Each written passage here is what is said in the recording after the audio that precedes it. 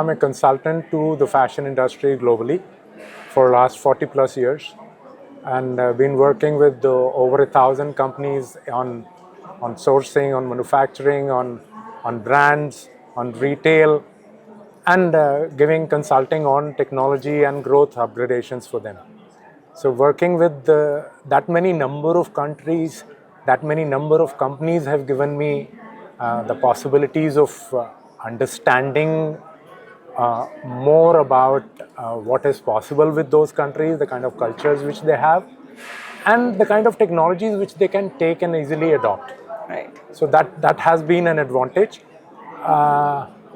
I was a professor with NIFT, then with FIT New York, and then with London and Paris schools of fashion. So that has given me a good amount of advantage of, I would say, interacting with the younger lot of people, the students of the world, Right.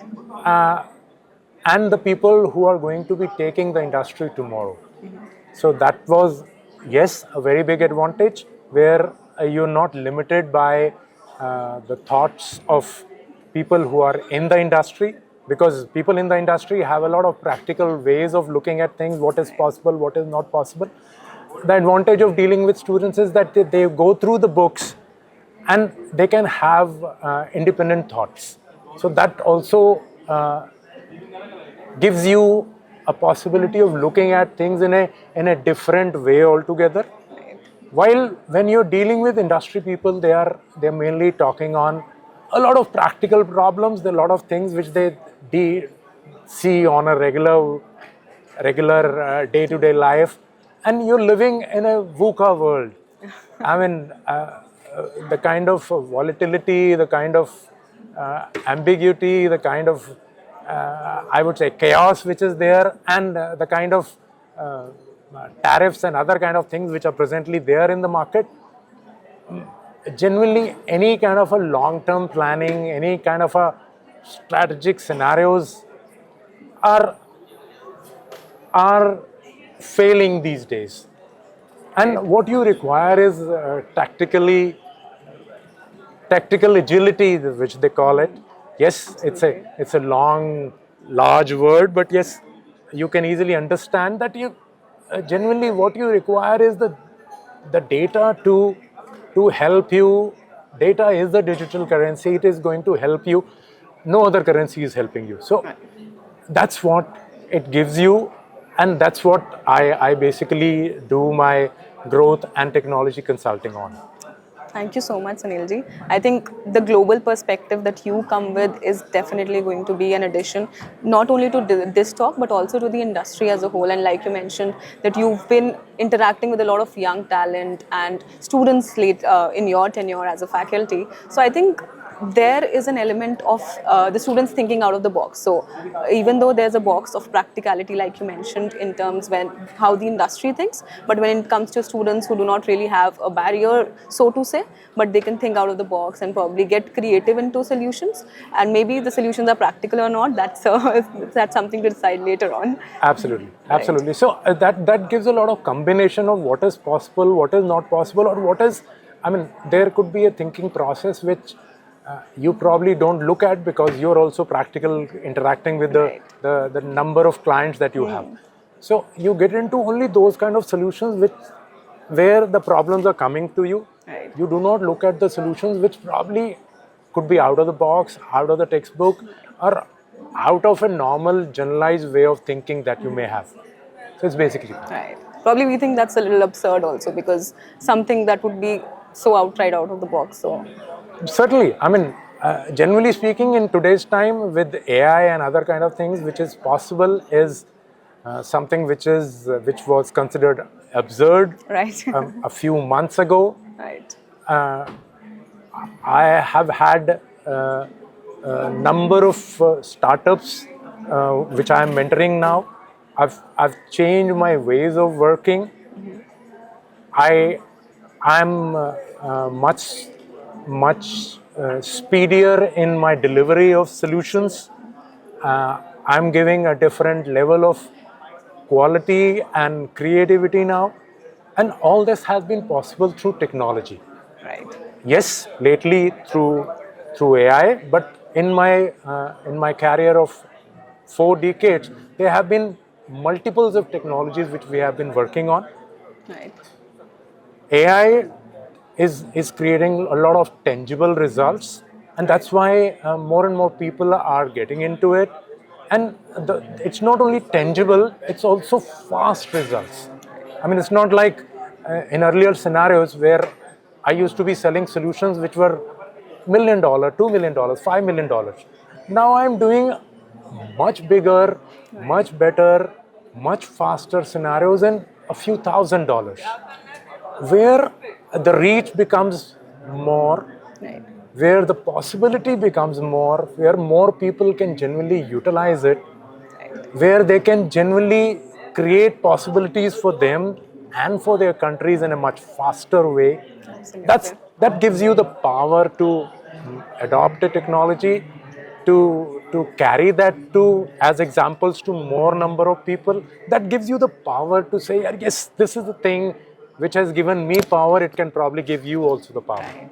Basically Absolutely. that. So now I'll just ask you a two-pronged questions, which is probably a last question from my side. Certainly. So we're talking about optimized global supply chain. So the very first thing is, what do you actually mean when you say an optimized global supply chain? So what does optimized in this entire sentence mean for the Okay. industry? Okay. And since you have a global lens of viewing things, so I would also want you to maybe draw a comparative analysis between India and the other key producing textile producing countries, maybe Vietnam, Cambodia, in the sense of where does India stand in a supply chain that is optimized versus the other countries. Certainly. So, an optimized supply chain kind of a stuff uh, is a thing which has happened with me from my day one, where you probably understand that buyers are wanting you to give a lot of information about what is happening to their orders. It Okay. started the concept of supply chain and a transparent supply chain emerged from there, where the buyers were giving orders to the manufacturers here, and all they were wanting is that they should have a clear understanding of what is happening to their orders.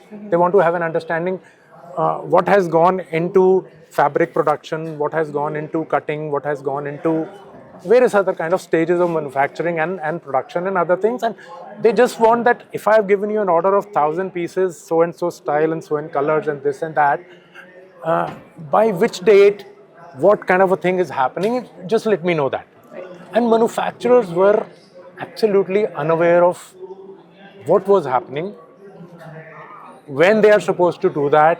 Production planning used to be, Right.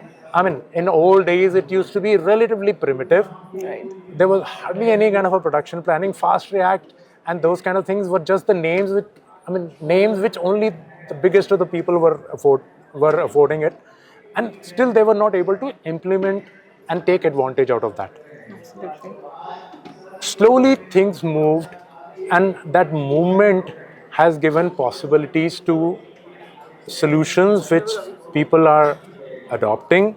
They know what is the inventory, when have they purchased it, this is the buyer order, how much of bill of material requirement is there, how much is to be done, how much has already come in, how much it is dyed, how much it has been Right. printed, how much it is cut.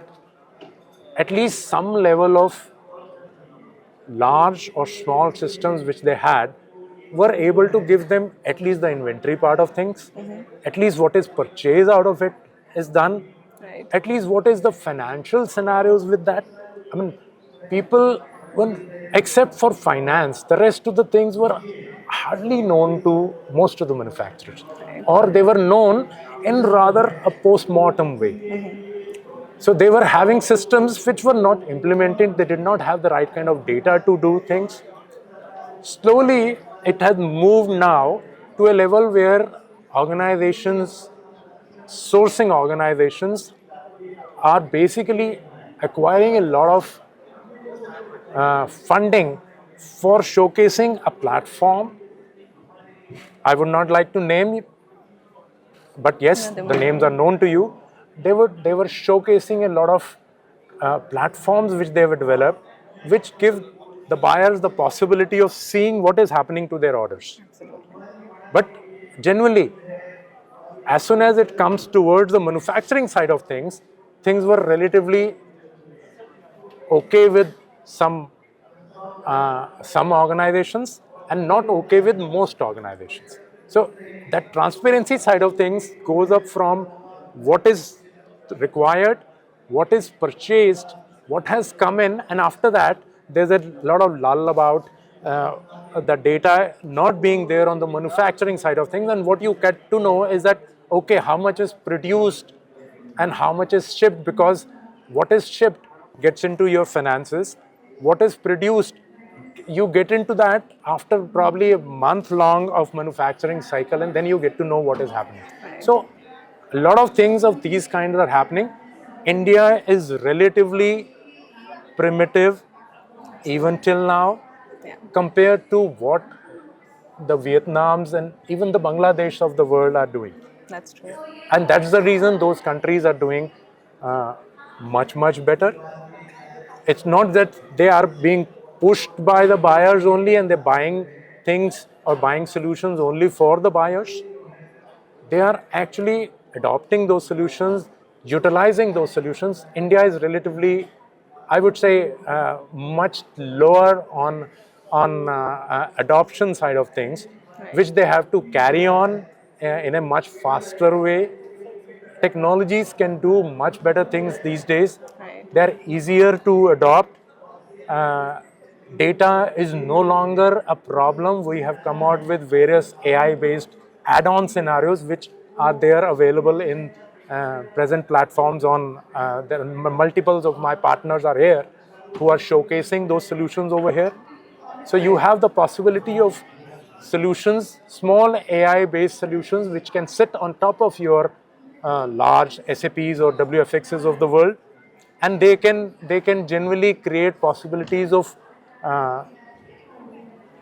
catering, adopting, even gathering the data in a much easier way and putting it into your system so that you can have the right kind of insights for yourself as well as for your buyers. So that's what I call as AI-empowered global fashion supply chain, where India is still low on it, but yes, it will always need to remain low. I do not say that. With people like us, we can definitely take India to a bigger story. If we can do it for the Vietnams of the world, if we can do it for the Cambodias and the Thailands of the world, if we can do it for Europe's and USA's, we can definitely do it for India. The only thing is you need to be a little more open towards adoption. Absolutely. That's about it. Great. Thank you so much for your input, Sunilji. Thank you very much. It was a pleasure speaking to you. Thanks for this opportunity, and thank you for this interaction.